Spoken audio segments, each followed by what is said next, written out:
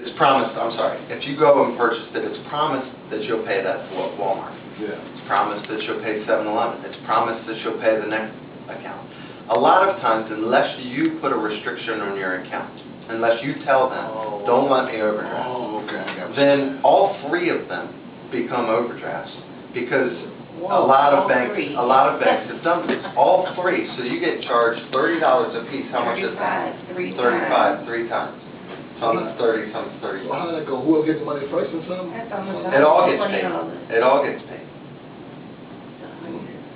All three get charged versus the one that you made you go into overdraft. So it's $10 and the $90? So you went over 10, that was your money that you spent. But you get charged a lot of times, unless you put the restriction, you can get charged 3 times at $35 a piece. That's $105. So yeah. So for just going over 3. And you really only went over 1. One time, yeah. But the way it's looked at, and the reason that decision was made, basically, and whether you think it's right or wrong, it happens, right? So the way it went over is that they promised all of these institutions that they would be paid. So they have to pay one of them, so they've said that that's gone over. Now you can put restrictions, so if it goes on that second, if that second one, if the third one's going over, that company will say no. But you have to put that restriction on nowadays. Again, this is just so, I mean, I've been in this situation. So, does that make you feel bad about the bank? Does that make it, doesn't it feel like they're charging too much? Yeah. All right, everybody says that. But ultimately, not really, because you supposed to be able to budget your money back. Yeah. Now you know how much money you got. so you should work for the bank. So, but a lot of people don't feel good about that. That's $110, $105, whatever I said, for going over just by 10. Right. Yeah. But ultimately, here's my point. I think that it's important that we all understand that we have to be responsible for ours. The banks can charge, maybe they'll change it, maybe they won't, who cares? The point is, if you might get in trouble, it's good to understand these things and really limit yourself to not even get close to that number, because you don't want to get that $105 charge, okay? So that $105 charge is hard to fight, or whatever it might be. Set things in place. The point of this whole thing is not to get mad at the banks, because it might still happen, but set things in place that will stop from even getting close to that point. And what we'll talk about at the end is budgeting, because we can get mad at the banks all day long, but it's not getting us anywhere. That's my point. All right. So I'll skip over that section that says changes in 2010. But the thing that you need to know, if you go into your bank and you have a debit card and you tell them that you don't want to have the ability to go over your limit, they can set that on there now. Okay, and I think that's a good idea for everybody. So a lot of people don't like to be embarrassed in public, so they do have the ability for the bank to pay it, but I'd rather get charged than be embarrassed. You know what I mean? So or I'd rather not get charged. They charge you a month for that? Is that a free service or? No, it's free. It's free. So they just set a limit on how much. Once you get to your limit, if you try to make a purchase for $25 and you have 10 in it, it's not going to be able to be purchased. So I would recommend you do that. If you start an account now, it usually they put it into place automatically. But if you had one in the past, make sure you do. So excuse me, my COVID bank order, they offer overdraft protection. Yeah. So that's saying like. So let's talk about that real quick, because that's different. Yeah. So overdraft protection is basically, we're talking about overdrafts, and that's when you don't have money behind the checking account. So if you had 100 and went over to 105, where does that extra 5 come from? The bank pays it. Overdraft protection, where does that 5 come then? It comes from, well, it can come from your savings account, That's right. It comes from or if you have a credit card, yeah. it comes out of your credit card, which is it's in essence protecting you from overdrafting for money that's not yours in essence. Now the credit card is going to be charged interest, but again, you're allowed to use that. The first examples we were doing of the $5 coming out, you had nothing to protect the overdraft. Does that make sense? Yeah. I had a way it was coming on my way to save. that's your savings account. Yeah. So that's even more so your money. That's the best way to do it. So if you're using your checking, but again, all this leads to, let's set a budget so that we don't go dip into our checking account, which is in essence our operating funds each month. So this again gets the conversation thinking around checking is for operating each month. Know how much you have in there, your budget, your savings shouldn't be touched. So you can set it up for overdraft protection just in case. But ultimately, you want that set aside so you're not touching that. So that's, again, we'll get to the budget part. Problems with debit cards. Let's look at the page after safety. Okay. The first one is all of the money in the account, all of the money in your checking account is linked to that card. So if you have $500 or you have $20,000, it's all linked in that one card. So if someone has your PIN number or someone uses that at the store, they in essence have links to your money, right? Now, the bank knows that if a fraud is happening, it just happens. So, but the bank understands that if all this fraud happens and people aren't getting their money back, that's going to be bad publicity, bad media. So the bank covers you. So the bank takes the hit if money comes out of your account stolen. But you have responsibility there still. And that responsibility is you have to be checking on your account. You have to tell the bank within a certain period of time. All banks are different. Usually it's about 2 weeks, 3 weeks. Ultimately, I think, and check with your bank, but ultimately it's about 2 months. And if you come in 3 months later and say, I noticed that $500 came out of my account, I don't know what it is, and you start to fight it, it's going to be a lot harder for the bank to say, here's your money back, if you're not keeping track of it in the interim. So your money is one of the most important things probably. Know what's going on with it is the point there.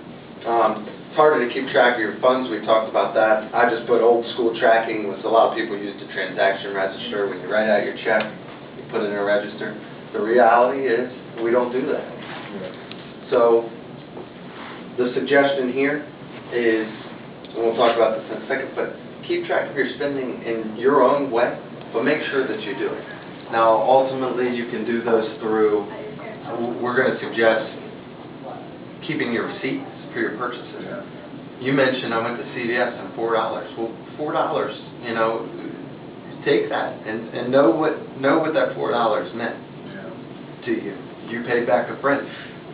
You know, write that down or something. This again, all this is about controlling your money so that you ultimately have more freedom with it. So I spend money on Diet Coke. I probably buy 2 or 3 Diet Cokes or a coffee a day. I need to, when I look back at the end of the month, if I spend $1.50 each day, that's, you know, 30 days in a month, that's all at $45. That's exactly right. I mean, I need to know, if I'm going to do that, I need to know $45 is going on. And if I think that's too high, I need to drop that, which it probably is, right? So maybe I need to start bringing cans in to work, and which ultimately happens, you know. Keep track of your spending. Everybody that has a bank account will get a bank statement each month. You can, if you are online, if you do things online these days, you can get it automatically sent to your online statement, and it'll download, and you can look at it there. But ultimately, it has to come, no matter what, it has to come to you. So you need to be checking there. But these days, a month is a long time to track your spending. So it goes back to, what are other ways you can track your spending if you're not doing it? What are ways you, right now, you said you call, and even if there was a charge, but what are some free ways? Well, the account, the statement, make sure they send you a statement. Outside of your statement, if the statement comes every 30 days, but online's one way? I just call them and ask them and check on all my last transactions that I took money and spent money. That's So you can call on an automated system. And write it down yourself. Write it down. You can go into the branch and they can tell you every day. That's their job in the branch. ATM machine can ultimately tell you so again, these are just ways that you have to think, okay, how much do I have in my account? How much am I spending? What's in there to keep track, you know? So we talked about this. The page that says financial management, let's go there. And this is where we're kind of take a different turn. So our first goal was to understand business basics, or I said that for the 12th time today. Understand banking basics. So now what was our second goal? Do you remember? Debt. So prioritizing debt. And what else? Loans. No? It's our second goal of the day. You can look. So the second page or third page. Creating a budget. Create a budget and prioritize debt. So again, we're just going to go over the concepts so we'll understand it and go through some examples. But again, prioritizing debt and creating a budget. Okay? So here are our examples. The first page just explains debt. Everybody, I think, knows this, but tell me, list some things there as far as types of debt, or tell me some more that, what are types of debt? It's on the page after. Oh, Yeah, right. okay. Cell phone bills, that can be kind of a debt. I mean, ultimately you pay it each month, and so you owe it, yeah. Credit cards, child support. Overdrive fee. There you go. Yep, so I wrote closed bank account because of overdrafts, so they call that bank accounts in recovery, accounts recovery. The point of this section here is just to think, it's not just those companies, it also might be a friend. You might have $4 to a friend. Yeah. When you have debt, these are things to think about. So if this is where we're at, this is what we need to think about. It's more than, it's something which is owed, okay? So you've provided, someone's provided you a service or money, and you owe them back, okay? I just wrote the debt worksheet. This is to entice you to come back the next time, because we're going to cover this in more detail the next time, okay? But for example's sake, flip to the page that looks like that one. Okay. So, someone tell me what it says in the creditor name of the first one. Black and white. Okay, and what's it say under that? Those account, what is it? All right. So, how much is owed to the bank because of that account? Maybe you did maybe overdrafts happened to this person. $200 they owe the bank. Okay. Now, if that's not paid to, if it's Wachovia, can you go get a bank account at Bank of America? Nope. There you go. No? Okay. Maybe there's some, there might be some ways, occasionally. They're all linked now. Well, all of them communicate to something called check systems. Sure do. And check systems reports out. Now, there might be a glitch Is occasionally. there a time limit on it? If it goes off of your record eventually, which is about 7 years or so, then it might be. I owe the Bank of America money for a while, right? Because that's, like you say, overdrafts that I went, right? And they closed my account. So the only way I got an account with Wachovia is because I'm in that Project Empowerment. It's a special program they offer. But I tried BBT, I tried SunTrust, all of them rejected me. Because they report to that one. They say I owe them, so I couldn't get no account. It's hard. And thanks for sharing that, because that's a good example of what happens. Yeah. You said they all report to a what? It's called CHEX, check What's that? system. It's just the name of the company that does it. That's why I need Wachovia now. This person, see, I thought you were ragging on one. I was just saying, I ain't getting rid of Wachovia. See? Just because they don't have enough locations. This person here, so they owe bank account recovery. What's the next? Child support in arrears. Okay, so they owe child support, and then what's the third thing? First bank of Washington, credit card. So it's a credit card. So that one's not late. The first one is something that is owed to the bank. The second one's child support in arrears, which is owed now, and then the credit card. So we've listed those out. Let's look over at the priority section, and someone tell me what it says there for the credit, the bank account that's in recovery. I don't pay, I can't get a new checking account. All right, so we talked about that. You don't get a new checking account. What about child support and arrears? If I don't pay, what are the repercussions? So what are the You repercussions? just go to jail. Right. Okay.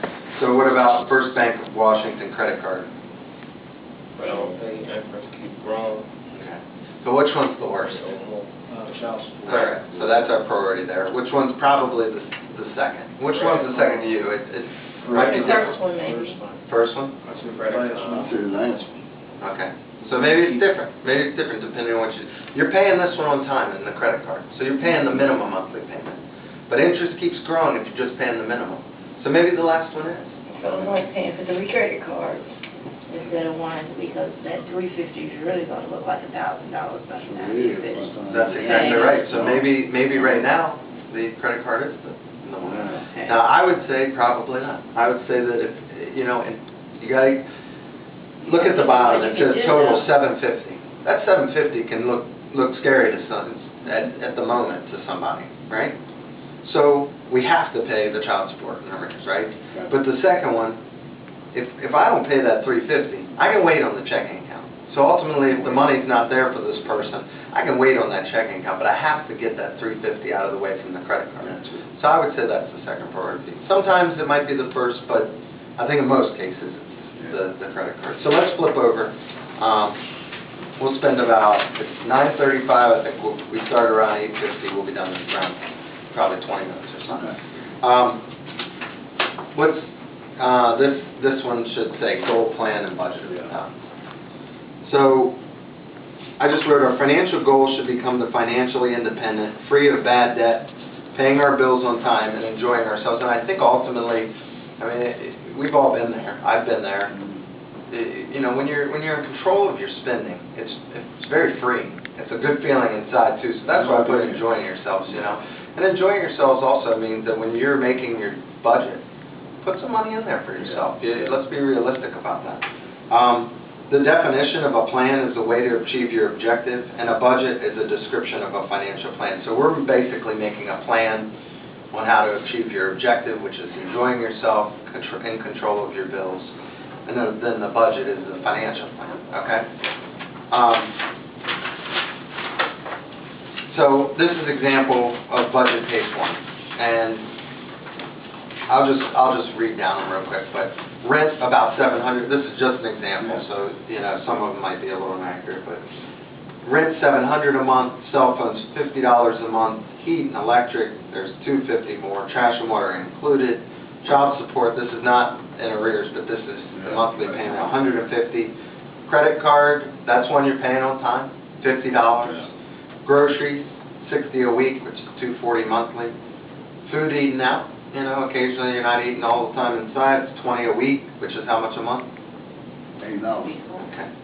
So $80 a month. Yeah. Metro, how much a month? 50. No, 20, 80. Yep. And then personal can be, some various, maybe it's clothes, maybe it's I go to the movies, maybe it's I buy Diet Cokes every day, whatever it is. Miscellaneous. Yeah, miscellaneous. So how much? I calculated, someone that you can read small, what's it say down there at the bottom, right? 1650. 1,650. Right. So 1650 is the amount. So let's say this person here, flip to the example budget page 2. So this person here got a job. All right, they have a job. Their primary job is detailing cars. They're making $450 weekly doing cars. Can you figure out how much that is a month? $1,800. Right. Okay. So $1,800. Let's flip to the next page. This is page 3 at the top. So total expenses were how much? 1,650. All right. Total income is. So how much do we have? Or is that positive or negative? Because our income's ahead of our expenses. That's positive. How much? 150 left over. Okay. Did we forget anything? Yeah, you forgot maybe having to rush someone to the hospital or yourself. Yeah. Emergency, That goes into your personal. Stuff that come from 100, so you got to check. having to pay for a school field trip or